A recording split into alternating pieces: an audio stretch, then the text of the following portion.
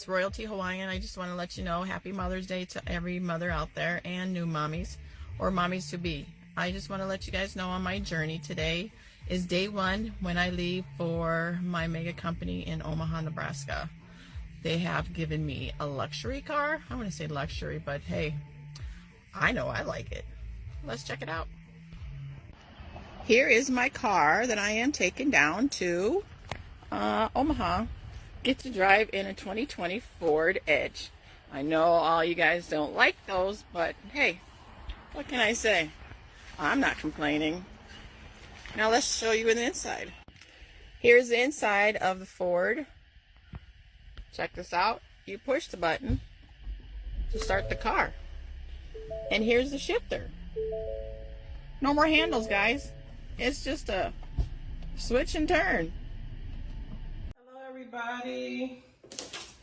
I want to talk about this, how your kids will love you unconditionally. This video came to mind because, as you guys know, I've seen so much in my life to where I've seen it. I've literally seen to where in certain situations where you would think that the kid would hate the mother for just the lack of mother or lack of father that they were.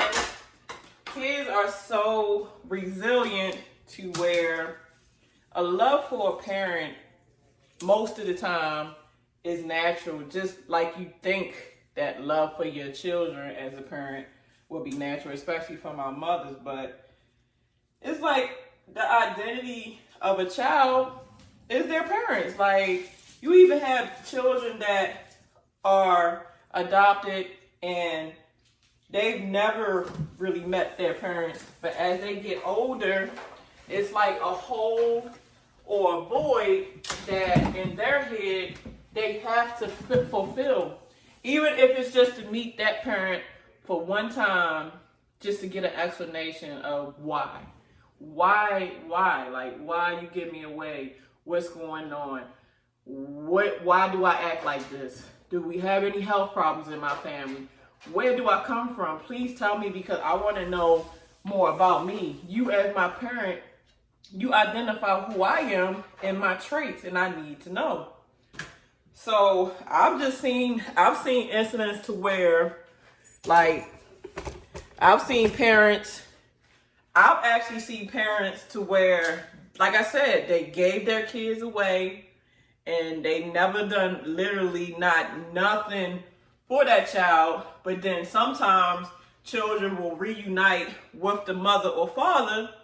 And when the child reunites with the mother or father, they act like they never skipped a beat, like they always just been together. And like, I have somebody in my family where his mom gave him away, and he don't play about his mother. If anybody messed with his mother, despite that she was never there, he would say, I will kill a mother beat if somebody messed with my mother. I love my mother. Man, I'm about to go and give her some money right now. And I'll be thinking to myself, I mean, I know that's your mom and everything, but wow, like, kids love you unconditionally. They really love you unconditionally. Then you got some parents that abuse their children, and it's like the child still loves the parent. I've seen it to where, not to say I've seen the action, but I know of it to where this father actually sexually abused his daughter. And despite the trauma, despite the hurt, the daughter still loved her father. And it wasn't loving her father inappropriately, because, you know, sometimes that can turn into a sick relationship if it does turn into that. But in this situation, it was really just the love of a daughter just wanted her father, even though he did this heinous act. And for that situation, I really couldn't understand why. I'm like, this guy pretty much ruined your life. He got you hating men. He got you distrusting guys around your kids because you think all guys are pedophiles. But no, this woman actually still loved her father until the day that he passed away.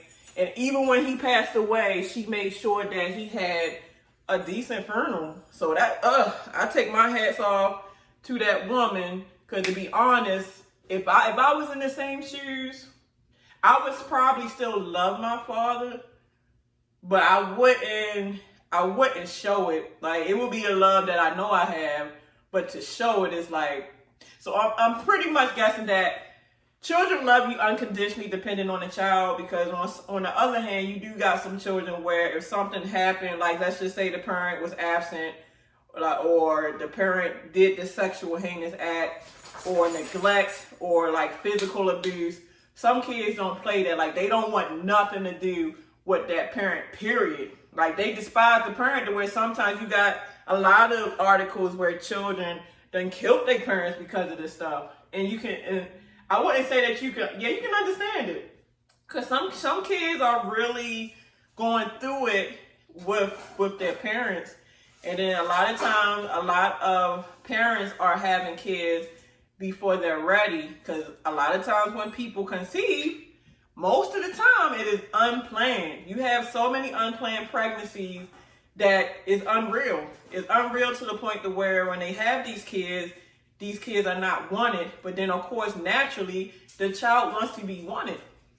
So by this happening, a lot of these kids are growing up with a void in their life. They growing up with abandonment issues.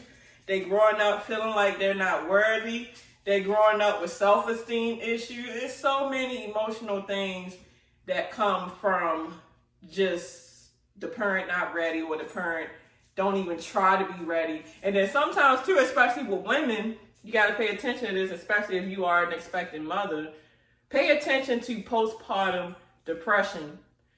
And postpartum depression is when you have your child, and after you have your child, for some reason, you are withdrawn, you're depressed, you don't want to take care of your baby, you don't want to be attentive to your baby, like you don't have that motherly instinct that you normally would have, because you're postpartumly depressed and you don't even know it. So if you notice that you're not giving your newborn baby the proper attention that that baby desperately needs to function and grow up until, like, from newborn to 5, proper affection and care is very imperative for development of the baby's brain, development of knowing just what bonding is like, because some kids can actually turn into behavioral problems. It could turn into where they're kind of like manic, bipolar. Like, it's so many mental health issues that can arise if you don't give your baby the proper attention from 0 to 5, because their brains is growing like it's like a sponge. So love is taught. Proper manners is taught. Self-esteem is taught. You have to teach this at an early age, because if you don't, you will regret it, especially if you keep your child. If you keep your child, you love your child. Show your child the proper attention. Make them feel loved. Say they're cute, or you're a beautiful girl, or you just so handsome, son. Like put life into your children so they can have life when they get older. So my message to you parents, do your best to be there for your children. And I'm going to give another situation. Like my daughter, right? Her father is a deadbeat father to the utmost. This guy knew that I got pregnant. And like when we was together, we was actually in Job Corps when we was together. Because I went to Job Corps. So we had a relationship. And upon what he had me thinking, like, I got game. He played the hell out of me. So he had me thinking that once he graduated, and, because he graduated before me, and once I graduated, that we was going to be together, we was going to get married and do this and that. But when he graduated before me, guess what happened? I didn't hear from him until like a couple months later, when he reached out to me just seeing how I was doing. And at that time, I was pregnant. And really, honestly, I didn't want to keep the kid, because I kind of knew that he wasn't going to be a good of a father. But my mom, God rest her soul, my mom said, you will not get rid of this baby. You're going to keep it. You did what you did to get pregnant. So you're going to keep that baby, and you're going to do for that baby. And that's what I did. So he knew I was pregnant, didn't care. Come to find out, the whole time he was married, and I didn't even know it. Come to find out, the whole time he was married, and he lied to me. and I didn't even know it. So I'm reaching out to him and saying, hey, are you going to be here for your daughter? You know, we have a daughter. I don't want you. I just want you to co-parent and be here for your daughter. Hung up on me. So I love his sisters. I love his mother. I love his other family to this day, because a lot of times some family members will step up for when a sorry piece of crap, no good dude don't want to. And that's what they did. The sisters used to get my daughter. They still call and check up on her. If she needed anything, they used to give her clothes, this and that. But he would not, until this day, he would not spend a cent on my daughter. Like sometimes I would call him. I think she was like 5 years old. Sometimes I would call him just so that she could talk to him. And you know what he would do? Like I said, he was married. He would actually cuss her out, cuss my 5-year-old daughter out, and then the wife would get on and cuss my 5-year-old daughter out. So I took the phone, and of course I'm going back and forth, and then they would cuss me out, and after they cussed me out for a while, hung up. You know how traumatized, I can understand that you would cuss me out, because obviously you don't like me as a person, but why would you cuss a 5-year-old child out, and you know it's your child because you got a DNA test and you know it's yours. 99.9, Mark, it is your baby, dude. It's yours. And you would literally hurt this girl. And it's like my daughter about to be 18 this year. Until this day, she still wants that relationship with a I'm going to say sperm donor. She still wants that relationship, and she still actually do love him. And I don't see why. Because ever since then, she tried to reach out to him and say, hey, Dad, I need $15 for this and that. You think you can help me? That dude would not even give her $15. You so heartless that you can't give your daughter $15, but she still love him. So I don't get in between that. Even though he was a no good piece of junk to her, I never bashed him in front of her. I never made him out to be the bad guy. I just said, well, just keep trying, because at the end of the day, that is your parent. And, you know, hopefully one day he will come around, and just keep trying. And I mean, she's hurt. She's hurt, but she still loves him. And I mean, I see why, but it's just, I don't even know. But at the end of the day, if you got children, love your children to the moon and back, man. Love your kids because they need it. And there's no such thing as loving them with an expiration. Love them when they're in their 20s. Love them when they're in their 30s, 40s, 50s. I don't care how big a child gets. A child is always your baby, because they never not stop being that. Like, Mom, Dad, Daddy. Kids love you. I mean, some kids worship the ground that their parents walk on, you know, because you only get one mother and father. Regardless if they ain't worth a damn, if you got a sorry deadbeat ass daddy, or you got a sorry no good for nothing mother, at the end of the day, you only get one. Even though they ain't good parents, you only got one of them, and they still yours. So, you know, parents, step up and accept that your kids love you, man. I understand sometimes everybody got a story, and sometimes you could have been abused yourself. Sometimes you can be so screwed over by your family. You might have got raped by other guys, or even dudes. Dudes might have been molested or beat. I mean, I don't know. But just going through so much in life can make you forget how to love. Going through so much in life can make you not want to love and not want to love your kids. And then sometimes you're so used to being mistreated that you can't understand why somebody would want to love you, even if it is your child trying to love you. But you are worthy, especially from your child, something that came out of you. Even as a man, it came out of your balls, man. That's your seed from your balls, man. You made that. You made that, and especially guys that's on child support, and y'all had to do a DNA test. Even if you ain't on child support, you done a DNA test, you know that's yours, man. So love your child. She or he needs that crap, man. They love you through all your mess. They love you through all your mess, through all your mistakes you made as a father, through all your mistakes you made as a mother. Guess what? That child fucking loves you. And you sitting here either abusing your child by talking down to your child, or being an absent damn parent, or just not being there for your child when your child desperately wants and needs you in their life. I mean, the love of a child, man, like, it's like no other. And to be honest, like, I don't regret having all my kids. I've had all my kids on purpose. It was so crazy, right? And I'm telling y'all a secret. Like, I had a void, and I still have a void of just feeling abandoned. I feel like I didn't get all the attention that I should have got.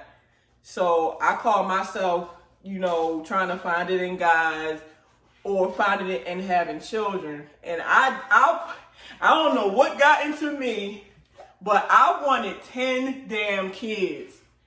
I wanted 10 kids when I was young. But when I think after I had the third or fourth child, I said, hell no. I'm struggling because I had to be a single parent the way I was taking care of the kids by myself.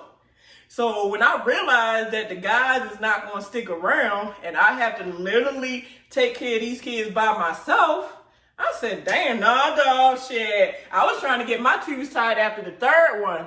But by that time, I wasn't even 20 yet. And the requirements for getting your tubes tied, you have to have a boy and a girl, and you have to be 25 years old for them to tie your tubes. I said, damn it, tie these motherfuckers, because you can literally blow on my tail and I'm pregnant. I said, damn.